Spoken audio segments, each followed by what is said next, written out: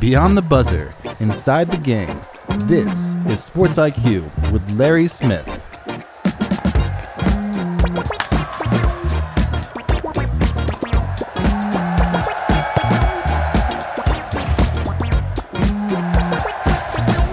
Hey, good Thursday here. Larry Smith, Sports IQ. Great guest coming up today. Shaun Goodwin's talking Boise State. In case you missed it, July 1 was the date. Those teams leaving the Mountain West Conference and joining the newly revamped Pac-12.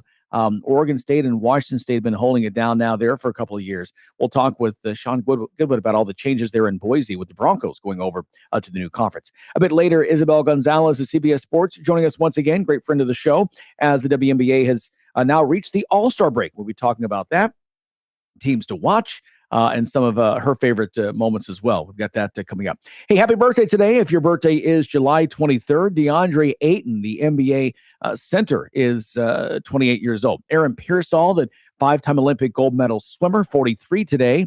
Another former Olympic gold medalist, Maurice Green, turns 52. Former Major League Baseball shortstop Nomar Garciaparra is 53.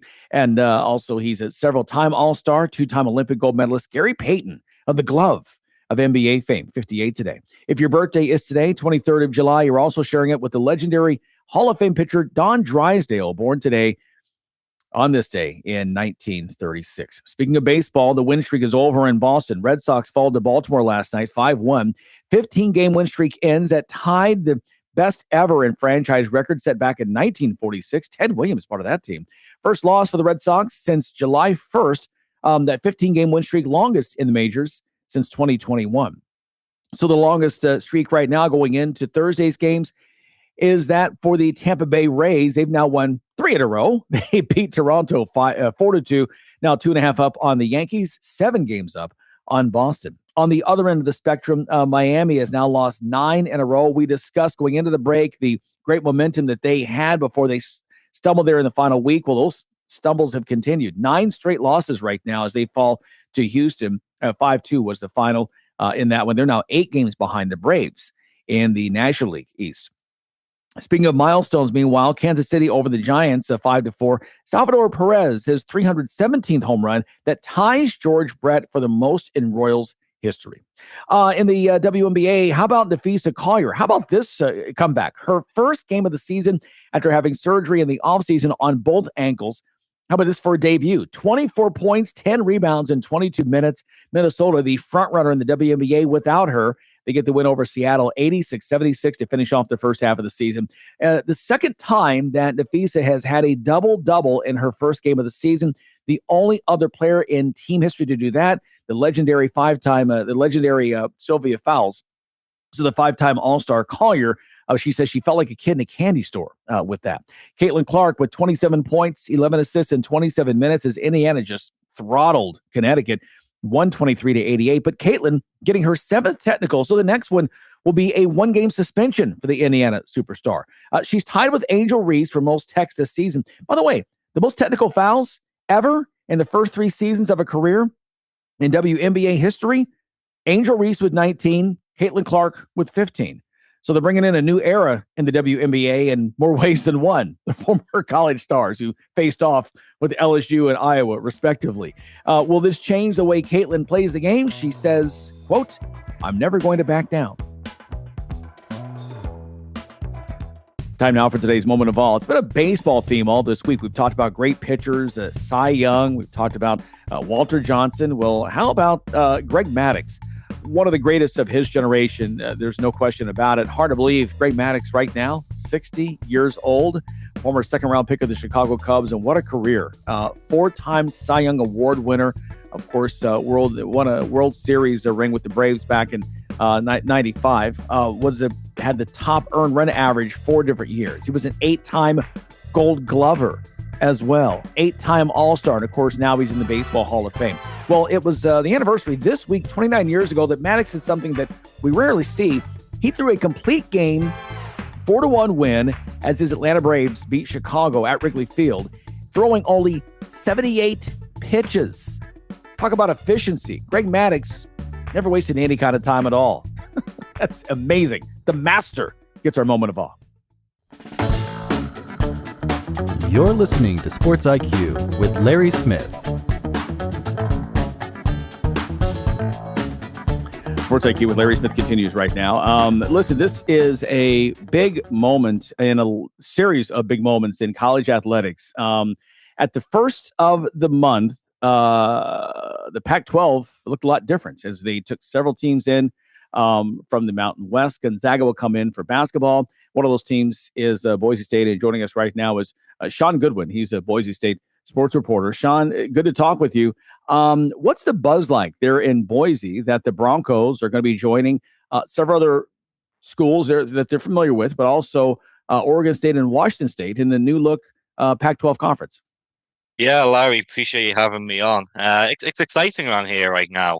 I feel like especially for Boise State, and they've been atop the Mountain West for as long as they were in the conference since 2013, right? Um, and you look as far back as early 2010 as they tried to join the Big East and it fell apart, and the Mountain West happened, and I always felt like Boise State was poking around the Big 12 perhaps as an option, and never really happened. So yeah, to finally be making this Pac-12 jump, which it's not the Pac-12 we grew up with per se, but even then, the thing, like you said, is what there's a bunch of Mountain West teams going over, but it's the top half of the conference. It's your Fresno State, San Diego State, Utah State, and it's leaving some of the, just Air Force and Wyoming and San Jose State. Those kind of teams are staying behind. So yeah, it's not the Pac-12 that we're used to, but I think for Boise State, it's no weeks off anymore. Every single week is going to be a battle, and that's exciting for the program. Yeah, it certainly is. Boise State, obviously, going back to the Chris Peterson days. I mean, they're a brand, right? I mean, in terms Hmm.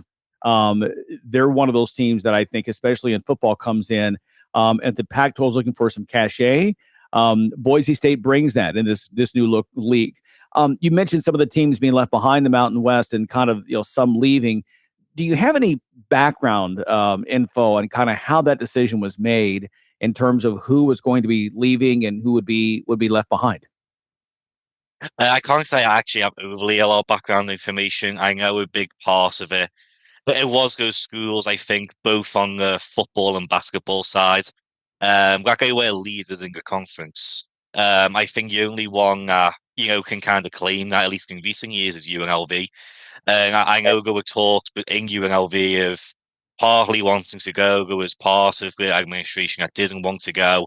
There were money issues behind the scenes, which, great reporter out here, John Canzano, knows a lot about. So I can't say I know a bunch of the background information, but I definitely know as they were trying to build out this new conference, it was the idea of they wanted to build a conference that could, especially in football, consistently compete for the CFP.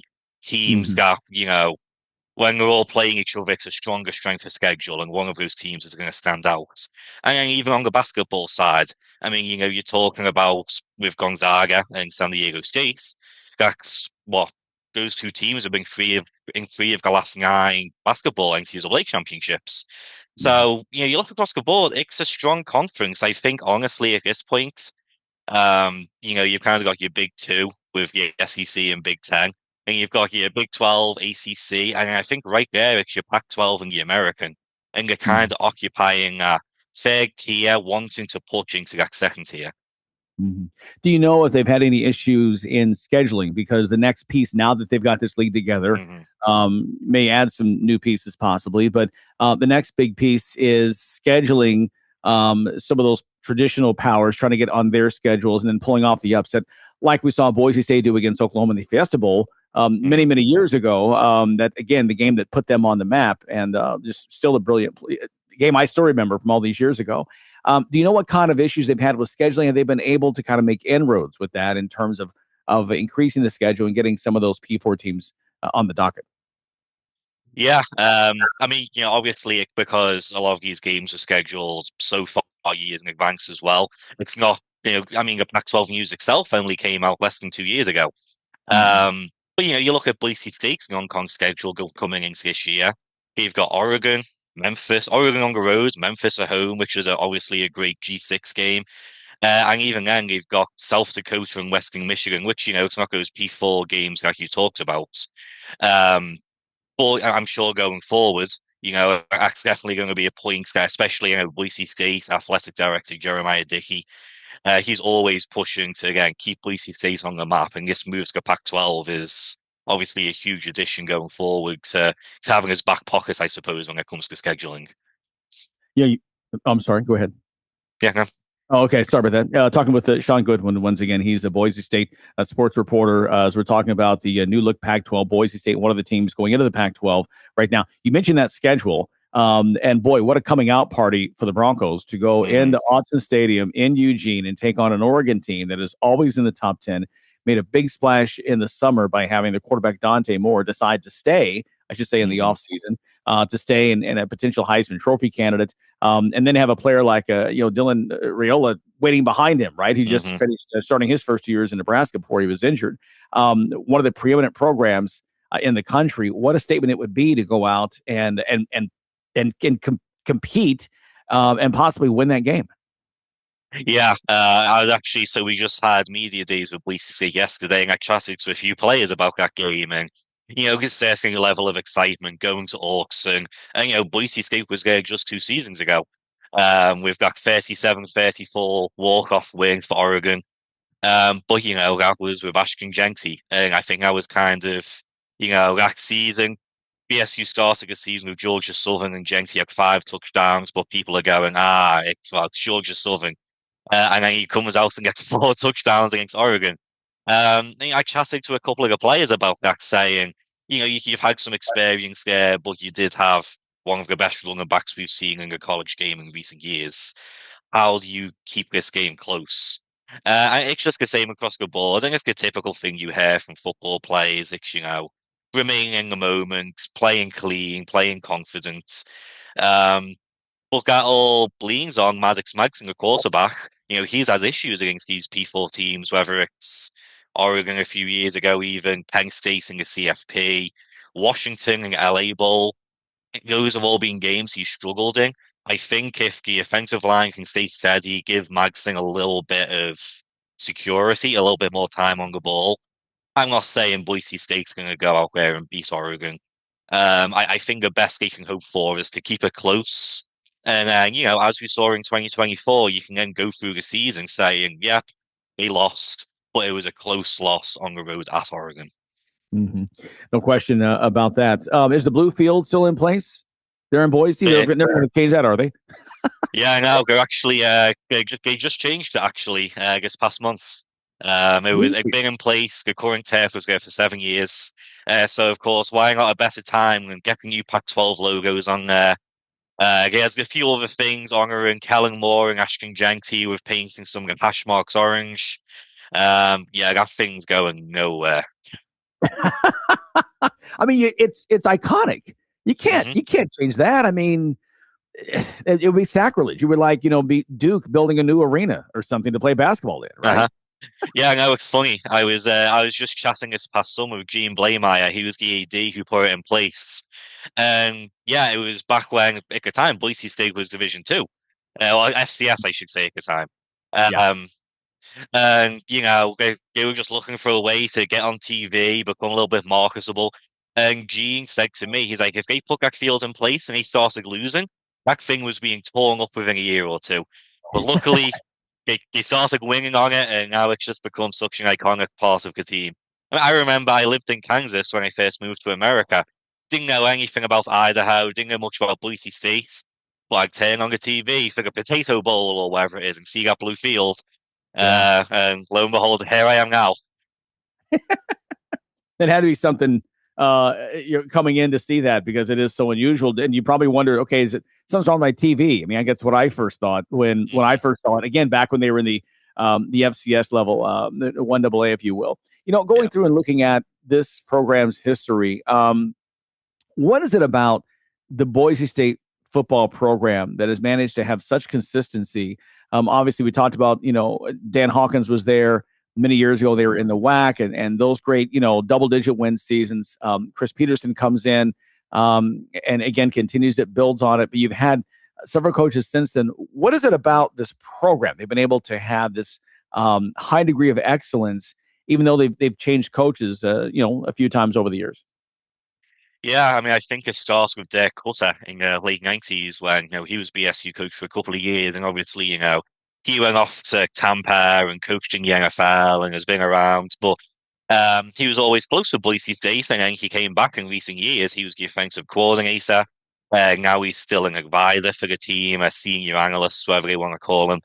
Um, I think he laid good groundwork. Like you said, there's Dan Hawkins and Chris Peterson, and now you've got Spencer Danielson, where they've all kind of fostered this idea that it's a blue collar school, it's a blue collar team. Boise State itself feels like it's never been given the respect it deserves. Even going back to, obviously they were ranked in top tens and Fiesta Bowls, but still, they were in the WAC or they were in the Mountain West or whatever it was. And even the last decade, they've kind of been denied what they wanted, which was that jump.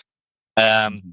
so they've always, and especially, this is coming before NIL as well, before players can get paid. It's like we want players who, want to prove themselves, who are going to work hard, who are going to uphold what Boise State has been for, I mean, the last 3 decades now. They've not had a losing season in about 30 years. Mhm. Um, I think even to this point, you talk about NIL. The last I saw, I don't want to speak exactly to their budget because they keep it very close to the chest, but I think it's around like 5 to 6 million area.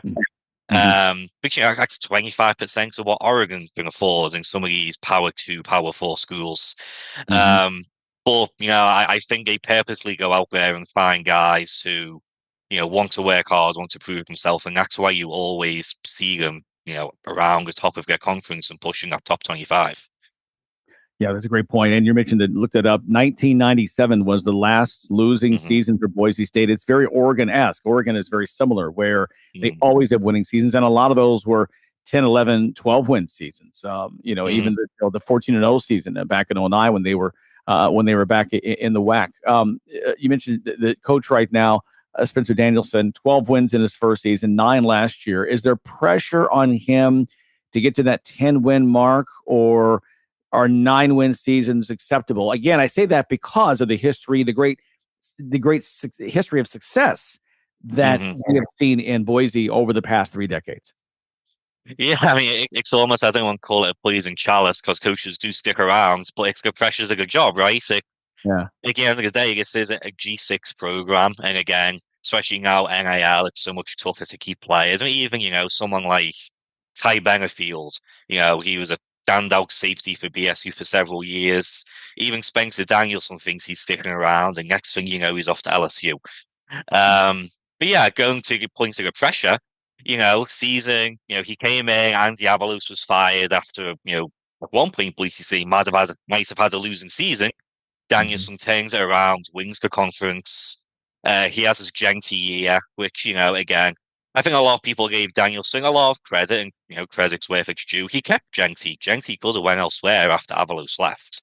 Mhm. They make the CFP, and then last year, it did look shaky for a little while. Where I finished regular season 8-4, go on to win the Mountain West Championship. But for a while, it looked like they might even make a championship. Maddux Magson, the quarterback, was injured. It's just some tough losses at home and on the road. But he pulled out the bag. But I think it's got pressure coming into this year. Where I think if you look at the schedule they've got, I think you have to consider Oregon probably a loss. Um, I think they might have to beat Memphis at home. And then actually, you give yourself, are they going to go undefeated in the Pac-12? Do you give them, you've got to go to Washington State. You've got to go, um, where else you've got to go down to, where else am I going? Several places. Schedule's running off my mind right now. Um, but yeah, I think a 9-win season, I think, would be acceptable.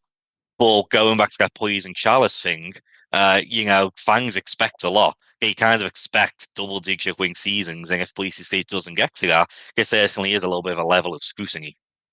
Yeah, yeah, yeah. At Washington State, at Fresno State, at Fresno. Colorado Hmm. State. Yeah, those are the ones.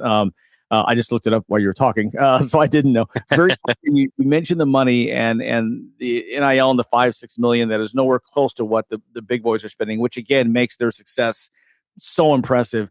Obviously, as a program has had great support over the years, but it's a new world in college athletics.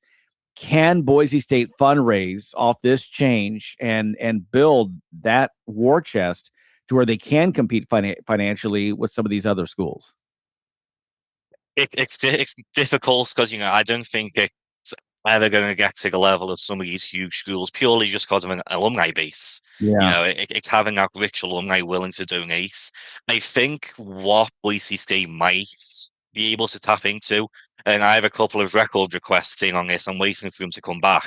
You've got Micron right here in Boise. One of the richest companies in the world. The CHIPS Act came in. They just exploded. And I do believe, Jeremiah Dickey, AD, he's talked about wanting to work with Micron. If they can get some sort of deal going, that could be a huge revenue income. And outside of that, you are seeing, again, I give a lot of credit to Dickey. He's been here since 22 now, so 4 years. He's doing stuff with Albertson Stadium that just hasn't been doing that much in the past, whether it's more concert ads. You've got Banana Ball here in about a week. There was a monster trucks, Hot Wheels. Even when they tore up the blue field to replace it with the new one, they've been selling huge patches of the field. All of this money is going towards the program and NIL and getting better coaches. So, right now it's really picking it up bits and pieces, just getting it where you can. So I to answer your question, it is going to be tough to catch up to those big boys. But maybe there's something brewing with Micron. I can't promise that, obviously, but I know it's something Dickey's interested in, and hopefully those record requests will come back and give me something interesting. Yeah, there you go. Well, to paraphrase the famous line from the movie, win and they will give, I guess, is the way that may go. Yeah, it's a shame that 5-6 million doesn't, isn't good enough because that's a substantial investment, but that's just where we are now in college athletics. Hey, Shaun, listen, great to talk with you, man. Really appreciate the insights on this. Enjoy this ride. What a fun time to have a front row seat in this very special year of the new look Pac-12. And we'll try to catch up with you later on this season and bend your ear once we get going. For sure, Larry. I'm looking forward to it, and I'll be ready whenever. Appreciate you. Okay, sounds good. Have a great weekend. Shaun Goodwin joining us once again. He's a Boise State sports reporter talking about the Broncos and the Pac-12, getting things started here this year in the 2026 football season. That change went into play back on July 1st. All right, much more to come here with the Sports IQ.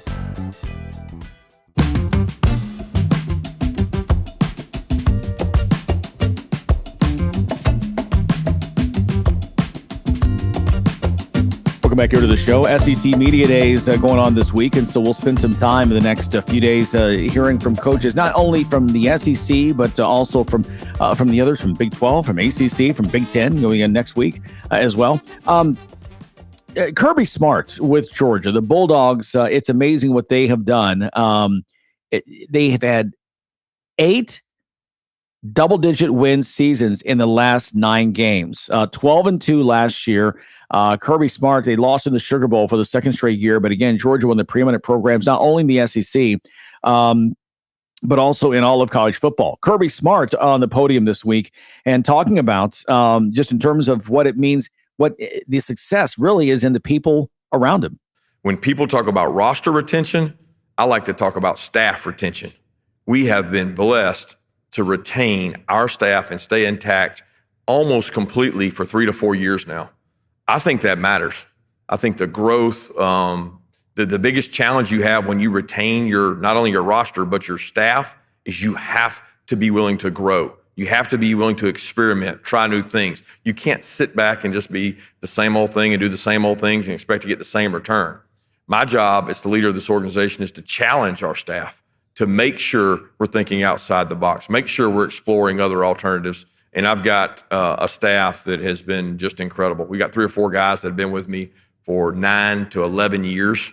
And those guys are the rock and glue that makes our place go. And I support the support our administration gives us to keep them and retain them, because a lot of our guys have had opportunities to go on to other jobs, maybe pro NFL opportunities, and they've chosen to stay at the University of Georgia. That's because of the support we get. It's because of the school systems in our community and the way you can raise a family in our family environment. I'm excited to see what some of the young freshmen that played defensively have done. I'm excited to see one of the best playmakers we've had over the last 2 years has been KJ Bolden on defense, and he's done a really good job. I think back to a play he made on the Texas overtime game that people don't talk about, where they ran a cross screen to the back and he came out of the top. One of the most instinctive plays I've seen a player make, and he made that as a true freshman. So I'm excited. And I know that's not your question, because you want guys that aren't household names, and those guys have got to earn it. And you earn it by what you do in the fall, not what you do in the spring. So I'm excited to see those guys grow. Coach, we'll go right down the center aisle. Barry Trammell, Tulsa World. They'll have my hide in Oklahoma if I don't expound on the Thunder stuff. 2 questions. How does a football coach at Georgia have time to even know what somebody like the Thunder's doing? Number 2, are there similarities in that you had a powerhouse going, sort of the college football was hit with a rampant change 3 or 4 years ago. You've stayed great, but your dominance has slipped just because of so much parity. How difficult is it to maintain what you want to do with the changing landscape of what's going on with parity? Vanderbilt, Ole Miss, Texas Tech, all kinds of new, Indiana, all kinds of new people are able to compete at a very high level. I think it's great for the sport. I think having everybody competitive and having everybody to have more guys can be invited to the party and get to the party, mainly through the portal in a lot of ways. Because, let's be honest, there's some footprints in some states that don't support their program through their own state. They have to go find other ways to do it, right? They've got to be great in the portal. They've got to be able to recruit nationally. And we're very fortunate in our state that we can still stay within our footprint. But each team that finds a way, it seems to be, okay, they did it through age. Okay, they did it through quarterback play. They did it. Everybody finds a way to what's their niche. And that makes the stories more interesting for you guys, right? It's not a one-team dominant program. It's really everybody. And then to your question about the Oklahoma City Thunder and the ability to, we study successful programs all the time. So if you're not studying how other people are doing it and you're just fixated on your own team and your own roster, I think you're missing out. We're always trying to grow in our program. We don't want to stay the same. So you need to study how other people are doing it and maybe the ways they're doing it and creating roles for players. It's very unique what the Thunder was doing, especially when they won the championship, in terms of leading in so many categories, but most importantly, selflessness. And that's what we try to emulate. Kirby Smart there with the conversation. Another coach at the podium, Lane Kiffin, of course, he stole the headlines last at the end of the season, not even waiting until the offseason, leaving Ole Miss as they were about to get a playoff berth and go into the postseason college football playoff and taking the job at SEC rival LSU. Kiffin was asked by a reporter about the name, image, and likeness dollars that he has to play with. Lane asked you a few years ago what your NIL budget was at Ole Miss, and you didn't say, but you said, God, I'd like to tell you. I was going to give you a second chance today, ask you what your NIL budget at LSU is. And do you think we're ever going to see the day where every team's payroll and every player's salary is published? Yeah, I don't know that we're going to see that day. I think that, again, this is a really hard thing to get to. But if to do it right, just like the scheduling would need to be fixed, and would be to have a real salary cap. And I know what looked like it was going to be implemented, coming with the revenue sharing, that's not, I think I've always been the coach up here to just tell you how it is, that's not being followed because it's not a real cap. It's not a hard cap. So that'd be like in the NFL, like, hey, we have this cap, but it's not a hard cap and you can go above it. So it's just really a poor system. And like you said, things aren't public. The contracts aren't public. So different than the NFL, where the NFL, everybody has the contracts of all the players and the other teams and everything. And then you have long-term contracts. I think one of the things too is I talk about this system of, I believe you build a system based off of where you are. We talked about you build your offensive system off your players. You build your system of how many portal players, high school players. In my opinion, it's not, hey, here's the cookie cutter formula wherever you are. You go to LSU, you do it different than you did at Ole Miss. And so as you build it, though, you can't say, in my opinion, some people will say, okay, the traditional power should just build through high school. Well, you study the NFL and they say, okay, well, yes, the best teams over time, you will sustain the longest by building through the draft and supplement through free agency, because that's where the long-term contracts are at the lower prices than the free agency. But our system doesn't have that. Now, if you could fix it where the high school kids, my opinion, they should be lower. Just like I was in the NFL when we drafted Jamarcus Russell before they moved down the rookie salary cap. And then they made the slots for the draft because the veterans, the rookies were getting paid more than the 10-year vets. Well, they got that fixed. And that in our system's a little bit screwed up, in my opinion. The kids that haven't played at all coming out of high school should be making less, and that there should be a freshman, like a rookie cap of how they are, and then the max slots per position that they make. And then they're signed to multi-year contracts. So now you really do get into, okay, you build through high school because that guy can stay longer. Think if you built through high school now, if that's all you did. And I think a couple schools have done that, and it's not working out well because you don't have the kid. They can leave after year one when they don't play as much as they like, or they want more money, or they do play and then they want more money. So that's why we built so much through the portal, and we'll continue to build a lot through the portal because of the way the system is. Even though we can sign great elite top 100 high school players like we just did, like what's committing to us, but we're still going to build a lot through the portal until they balance out the system and they balance out how contracts work. Lane Kiffin, long answer there, but again, the challenges there at LSU. They brought him in not just to be successful, but to win national titles. Can he bring it through? Okay, stay with us. We'll talk a little WNBA with Isabel Gonzalez next here on the Sports IQ.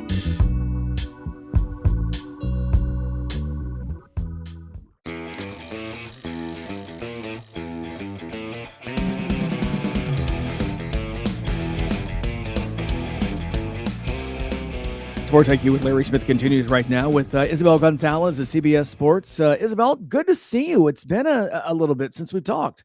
It's been a minute. It's always great to see you, though. I love getting you guys' messages because this show is so fun to me. Oh, good. Cool. Well, we love that. We like being some of the fun people because we are old as blank. So it's always good that people think we're fun. Listen, want to get into, we're at the All-Star break right now, the big weekend in Chicago, but want to kind of start off with the Minnesota Lynx. They're going to have Napheesa Collier back here in the second half of the season. Look, how good could Minnesota be considering that they're sitting right there atop the league without Napheesa, who, as we know, underwent surgery on both ankles in the offseason, and yet here they are. Right now, they're the front runners. Yeah, so we did midseason awards earlier this month, and even without Napheesa, I had Minnesota as like a winner for the finals. And it's because this team has surprised me about how well they're doing without her. I think Olivia Miles surprised everybody's expectations. I did expect a lot from her, but she's been just incredible. So when you add a star player, sometimes it could be an adjustment, sometimes it's, pretty smooth. Sometimes it just changes and takes up in the lineup. But I feel like with her coming back now, Olivia Miles is a great scorer, but she's also just an elite playmaker. And I think that's just going to benefit the team even more because you have Napheesa who can definitely score. She's coming off, I think it was like the best season of her career stat-wise and just, MVP runner-up. Yes, she's probably going to be a little bit rusty. I don't know. Like that's what you can probably expect after 2 ankle surgeries. But I think her coming back with those skills, being able to score, and Olivia Miles being able to set her up for it, it's going to be so good. And she's just such a complete player. Olivia Miles, such a complete player. And it's a talented roster overall. So it's going to be scary. They're already kind of scary to face. And imagine adding Napheesa to the lineup. Yeah, Natasha Howard, we've talked before, has been outstanding. You still have Courtney Williams, Kayla McBride is still there as well. And of course, Cheryl Reeve, the coach going into the Hall of Fame. They're going to be a fun team that has been right there, close, but no cigar the past couple of years. Maybe this year they can push through. The team that they lost in the finals to 2 years ago, New York, right now, really going into the break in a bit of a slump. Yes, and to me, they're interesting because I don't think anybody really expected this, and they didn't start the season off, too bad. I know they have a new coach. There's got to be some changes there, and it's going to be a transition period whenever you have, a lot of new things. But they started off well. I feel like a lot of this midseason slump has been like the injuries, not to say, they haven't messed up in other areas. But I think when you have key players out and, Serena UNESCO was out for a while and now she's finally back in the lineup. But when you don't have that starting five consistently, you don't really get that chemistry. And I feel like that affected him a lot. But, still using Serena as an example, now she's doing a lot better. Like, not that she, was not great before, but I think it took her a little bit to really find her rhythm.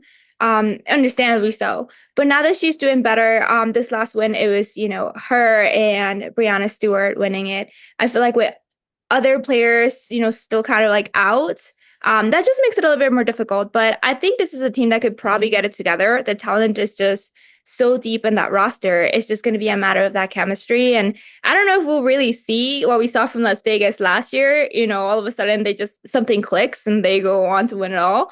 But I do feel like this is not a team that's going to miss the playoffs, and it's not a team that's going to disappoint us the rest of the season, not after the All-Star break. And they had this problem, like you said, last year where they went about 2.5 months without their big three all healthy at once. And it ended up being Sandy Brandello ended up being pushed out because they failed to live up to expectations when they won the title the year before. Can they overcome this time with the new coaching staff and try to, again, get deep despite the issues they're having right now?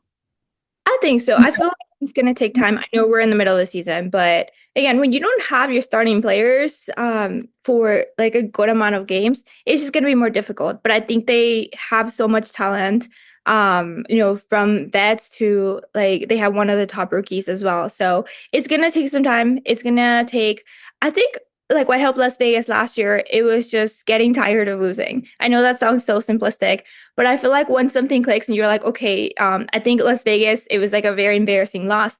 I think for the Liberty, we're going to start to see that too, where they're going to be like, okay, this is it. It is embarrassing. We're on the verge of missing the playoffs. We can't possibly have that as the New York Liberty. Something's got to click, and I feel like after the All-Star break, a lot of teams kind of change things. Either they'll go downhill or they go, just do better. So I do still believe in them. I think some of my colleagues picked the Liberty to win it all this year. I don't know how they're feeling about it right now. But I feel like, they saw that potential. I see the potential with that roster. So we'll see. I am hoping for them to improve, honestly. I feel like they're a very fun team to watch when they're doing well. Yeah. And like you said, we saw Vegas do it last year, so anything is possible. Caitlin Clark has really struggled with her shot, but had the massive 45-point game. Is this now what we're going to see out of Caitlin, or do you still see some struggles there in Indiana? I feel like that was an amazing game, not to take anything away from it, but I feel like we want to see a few more games and see how she does, because consistency is going to be key. And I feel like with her, she's very much like a volume shooter, and she's obviously very talented. But like that one game was an exception to the rest of July. She was really struggling from 3-point shooting. She had a very similar slump, I think a worse slump last season, and which is fine. Like players go through it. I feel like with Caitlin, that's her style of play is very fun, very flashy when it comes to that scoring. So it happens. 3-point shooting is not easy. People know, like she's at the top of everybody's scouting report. So the more she's in the league, people are gonna just know how to guard her a little bit better. And she's had minutes restrictions this season. I feel like that also kind of like affects you, because there's a point where she was playing 3 minutes, out 3 minutes, and then back out. That doesn't help you really find that rhythm throughout the game. So I think she'll be fine. I feel like, yes, the shooting struggles is something important to point out, but at the same time, we got both extremes. We got a historic game. We got, pretty bad shooting throughout July. At some point, she's going to find that sweet spot, hopefully more consistency. And hopefully she's getting healthier as the season goes. But yeah, I think she'll be fine. I still consider her a very talented player, and I like the Fever. I think they're a team that could go far as well. Yeah, and I think they're a team that they've got with Aaliyah Boston, with Kelsey Mitchell, Sophie Cunningham, all the other pieces there. You're right.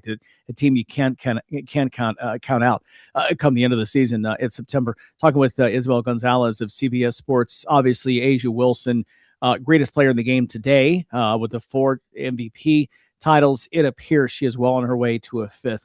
Outside of a second half collapse, it's hard to see anybody else other than A'ja winning the most valuable player award this season. Yes, and I know the Aces have been a little bit weird this season. Like, I don't know. if you talk about inconsistency, that might be the Aces right now. They have the whole like better on the road thing versus at home, which, again, an interesting situation there. But I think with A'ja Wilson, you can never count out any team. So yes, she's leading in points, she's leading in blocks, fourth in rebounds, and she's improved her 3-point shooting this season. So she already got MVP. Now she's like, well, I'm gonna add 3-point shooting. How can you not have her as your pick? I think there are other players who, could possibly deserve it. I've seen conversations when, like, even Paige Beckers is in there, which I think, she's great. There are a lot of great players who deserve to be in the conversation. But what A'ja Wilson does every night and just how she leads her team, and she's one of those players that has that hunger. I feel like she was one of those key players last season that really helped her team bounce back from like that embarrassing loss, that embarrassing like slump. She's just so competitive, and I think that's just up on the stat sheet, but even more so just when you watch her play, just how she affects her teammates. She's just amazing. So yeah, clear MVP for me. I'm sure other people have other opinions, but for me, so far she is. Yeah, I have to agree with that.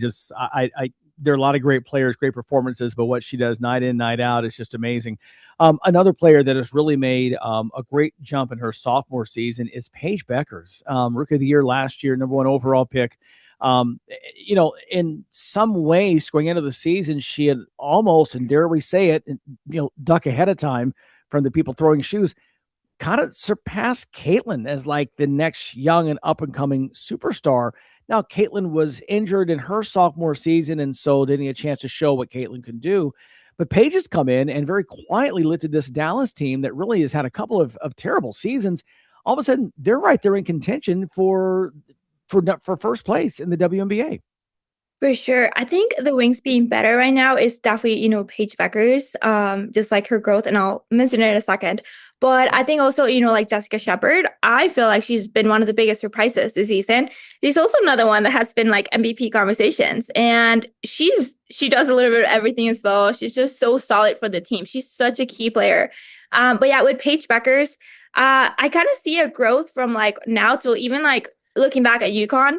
She was always a really strong player. And I mean, we saw her be a star from her freshman year at UConn.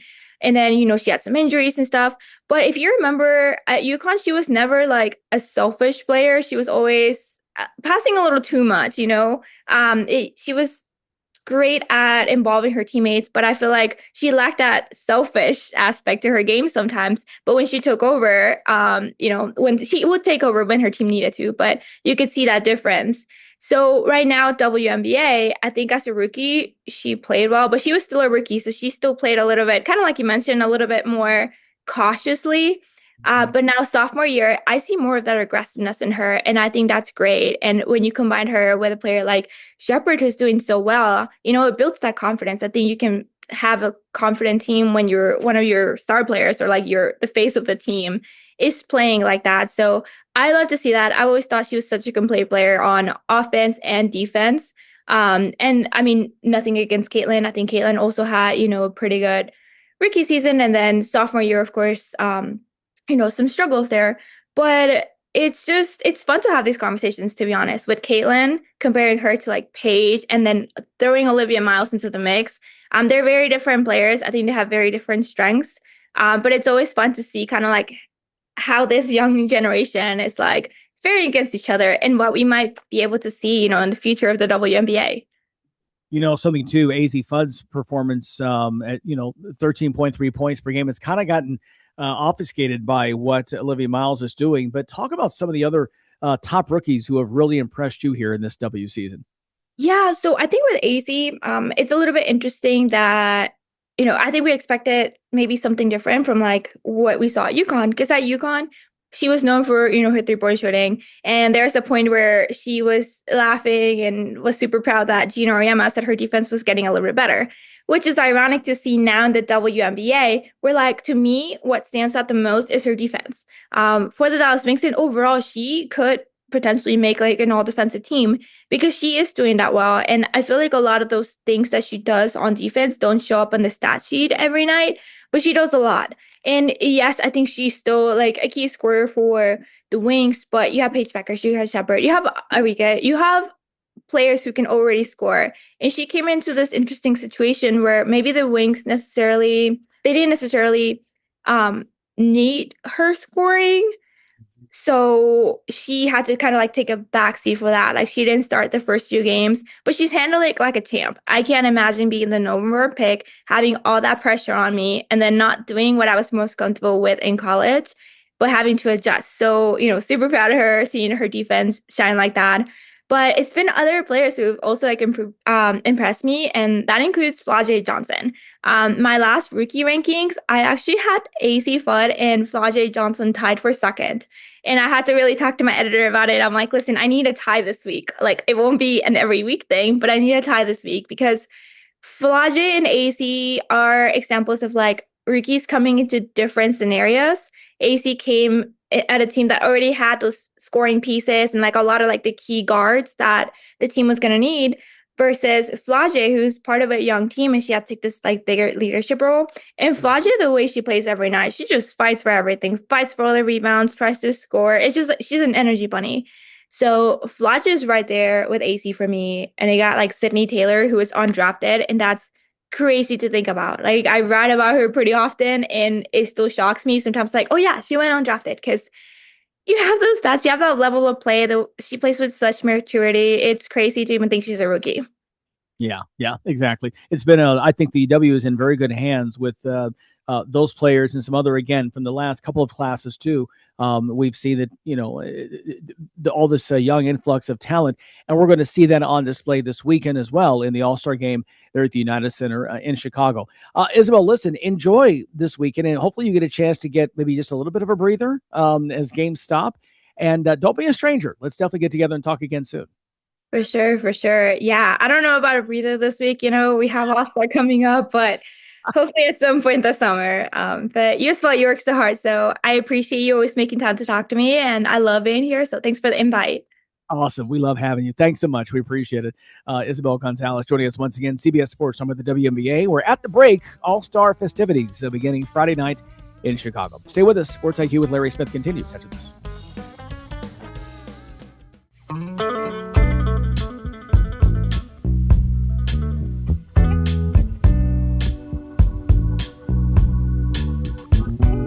Welcome back here. Let's get back to the SEC Media Days. John Sumrall trying to come in and restore pride to a Florida Gators program down in Gainesville. Year one for him there, the former Troy coach, Tulane coach, trying to get to Florida's first double-digit win season since 2019. And he talked about the change that needs to happen. Coach, I'm curious how much of an emphasis you're placing on kind of injecting a new energy into this program, be it like a sort of swagger, a sort of moxie. It seems like that's something you personally have a lot of. How much are you trying to inject that into the program you've now taken over? Yeah, I'm just trying to inject an attitude where we're going to attack every day with enthusiasm. I may have some bad moments. I don't have bad days. I got life pretty good. And so I want everybody in our building to have an appreciation for the privileges that we're afforded each and every day. When I interviewed for this job, one of the questions the committee had for me is, Coach, what do you view as our negatives at the University of Florida? I said, well, the biggest one I see is we haven't been winning enough. But like the places I've coached, look, I've got a full-time nutritionist now. I didn't have that at Troy. I got a staff of nutritionists.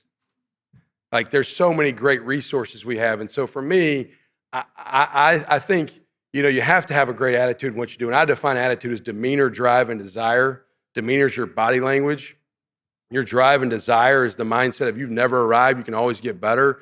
I'm a firm believer that only disability in life is a bad attitude. I ain't going to have a bad attitude no matter when things go bad. I'm still going to have a positive attitude. That's not purple skies and butterflies. We're going to have some moments that don't go our way. There's going to be adversity hit. But when adversity hits, I don't change. Things are going to go bad. When they go bad, how you respond, you better respond with the right attitude. So I want everybody in our building to be filled with urgency and excitement and passion about what they do. That's Shaun Sumrall talking. Once again, we'll visit him with some more coaches speak here tomorrow and next week as we get ready. The media days going on, the different conferences, getting ready for this 2026 season. Hey, thanks again to our guest stopping by, Shaun Goodwin, also Isabel Gonzalez. We appreciate you as well. Make it a great day on this Thursday. We'll talk to you tomorrow on the Sports IQ. Thanks for listening to Sports IQ with Larry Smith, Monday through Friday. Continue the conversation at Sports IQ LS. We'll see you next time.